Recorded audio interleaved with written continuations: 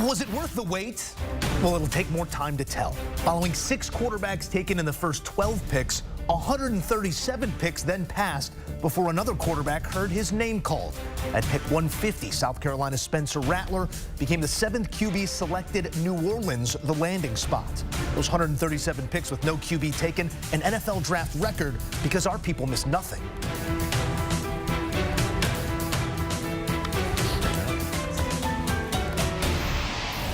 Back in studio alongside our draft experts and analysts, Ryan Wilson and Rick Spielman here to take us through it all. And gentlemen, I want to start there with that quarterback drought after a glut early on. Is this the way you expected things to break here in 2024?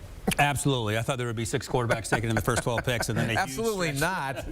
No, this was uncharted territory, I guess is the best way to put it, because of those 6 quarterbacks in the top 12. We'd seen 6 before, Rick, back in 1983, but that was the entire first round. And then to see the long stretch in between, and I think the lesson there is the teams that needed quarterbacks took those quarterbacks, and then it's a luxury pick after that if you have the quarterback you need. The thing for me with Spencer Rattler in particular, you may have heard that I was high on him. I didn't know. I thought he had a chance to go in the third round. Even talked myself into potentially day 2, early day 2 after the 6 quarterbacks went because of need. $1 on that? Yeah, of course we did. I lost another $1 bet. But I think New Orleans makes some sense in that Derek Carr is not the long-term solution, I don't think. But what I come back to is this, and you know Mickey Loomis really well, the general manager. They have Derek Carr, they drafted Jake Haener last year, they have Nathan Peterman, and they have Kellen Mond, who you drafted. So where does Spencer Rattler fit in?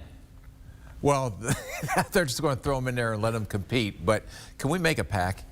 Let's hear it. Say that this is the last time we're going to mention Spencer Rattler's name until training camp? I never want to hear his for the next 4 months. Can we take a break from him? Because you've been crowing about it. Look what you've done, Ryan. Look what I've done. I've broken the man.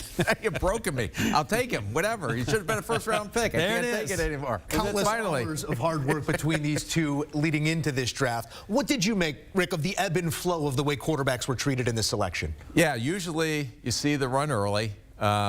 And then in this situation, whatever historical, it was like a historical draft for quarterbacks, right? That many going in the top 12, and then none going till Spencer Rattler went in the 5th to New Orleans. So a lot of teams, I think, when there were so many other positions that they could have taken, and then they had to try to fill those needs, especially if you already have a quarterback on your roster. So these guys were signed. I was surprised Michael Pratt lasted that long. The guy I really liked, though, was Travis Jordan. I think he went to the ideal spot for me, the New York Jets. He gets an opportunity to go in, learn from a Hall of Famer, Aaron Rodgers. Tyrod Taylor, very similar skill set.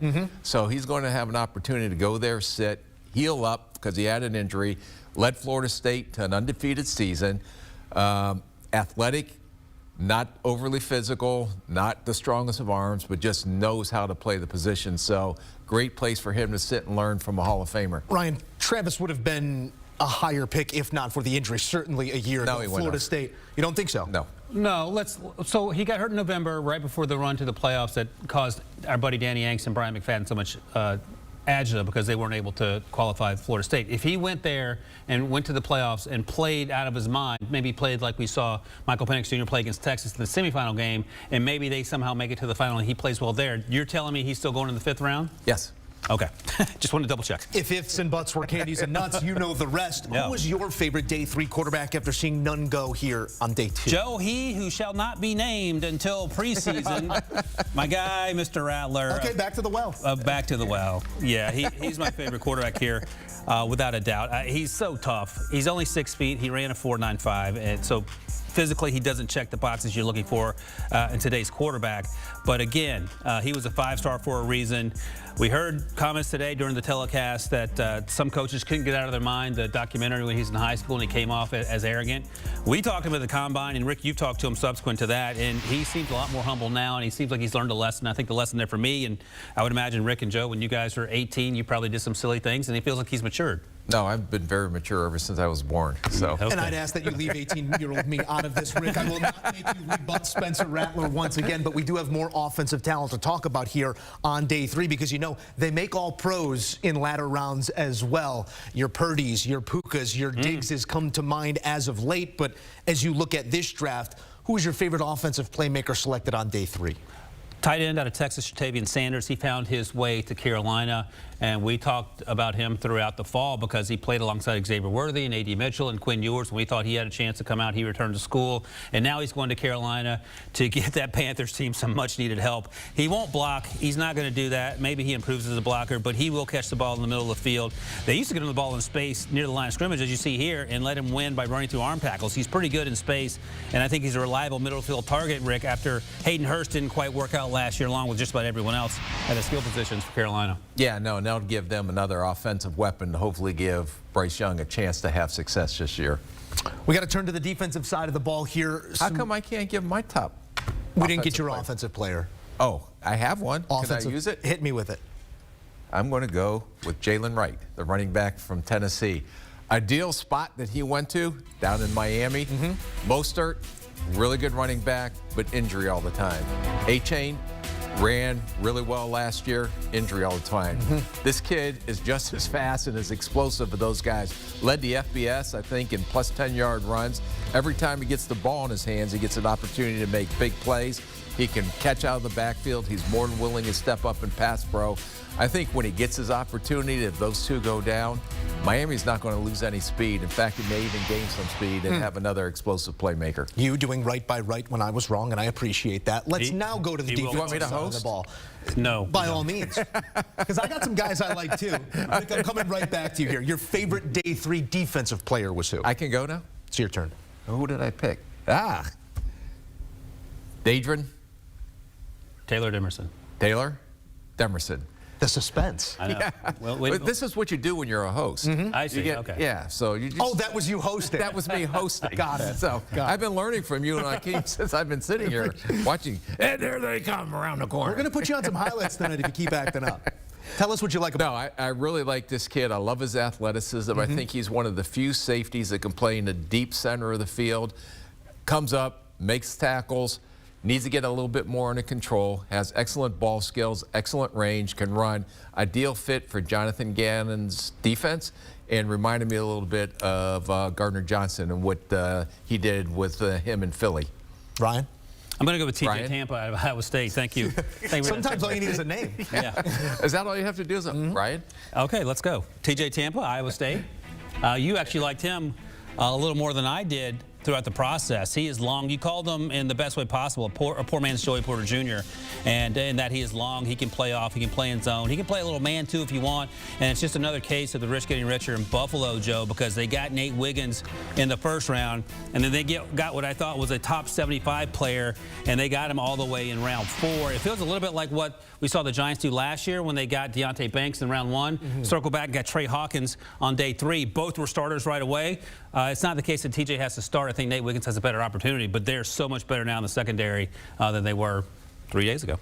Yeah, it's similar to what Kansas City did a few years ago. Remember when they took McDuffie and then hit on a couple late-round corners as well. We're going to talk about some draft trends here coming up in a bit, but we are turning now to winners and losers, and this is in the macro sense. We've taken in 3 days of this. You've assigned them each and every day. But walking away from the 2024 draft, Ryan, your biggest winner is who? Joe, I checked my notes here. What do you got? Russell Wilson, finally.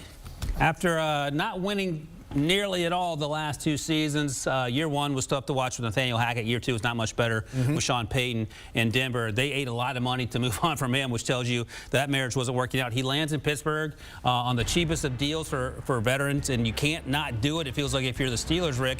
And then all they do, and I'm sure Kenny Pickett's saying, well, wait a second, why didn't you guys do this for me? They bolster the offensive line. They bring in Arthur Smith. They get a slot receiver, and they also get some help on defense. And this is one of the best drafts the Steelers had in quite some time, and they're pretty good at drafting.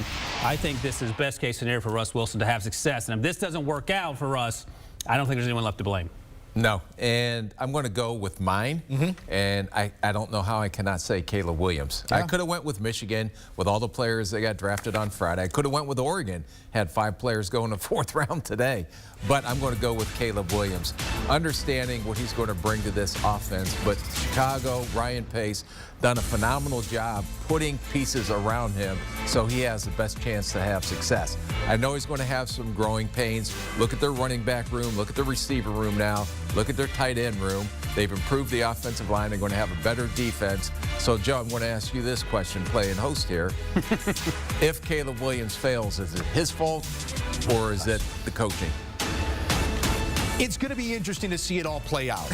If Caleb Williams fails, it will be yet another failure in a long line of them. That is not where the mind of the Bears fan is right now. The mind of the Bears fan is on hope. Hope that we will have a 4,000-yard passer. Hope that Johnny Morris's receiving record might fall in the not-too-distant future. Hope that a double-digit win season lies out in front of us. And as you said, the pieces for that are in place for Caleb Williams. We're not going to point fingers if we don't have to. It's time to point that arrow upwards. We're talking losers now, and I'm sure. Speaking of arrows pointing upwards. Boy, very good as an analyst. You like that? Yeah, maybe we could switch roles. Job, you can do mine. We got something working here, Rick. Biggest loser, I know you don't like to call them that. We gave out a lot of A's through B's here in this draft, but a team that you walk away kind of scratching your head of their draft strategy, the way they pulled things off. Right, not a particular player, but just organizational philosophy that I don't understand, and maybe that's on me, but it's just unclear what the Atlanta Falcons were doing up top.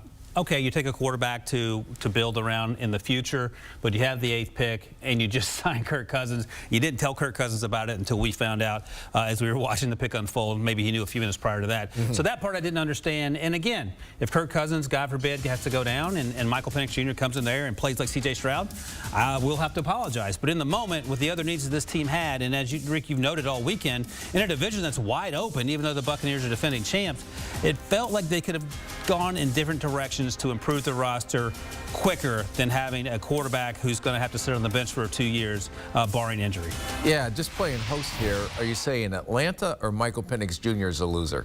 I'm saying that the organizational philosophy and how they approach the draft this weekend. I love Michael Penix Jr. Okay, I'm going to go, and we used to call it on our podcast Pop or Drops. So not losers, but drop. And I'm going to say Michael Penix Jr. specifically. Okay.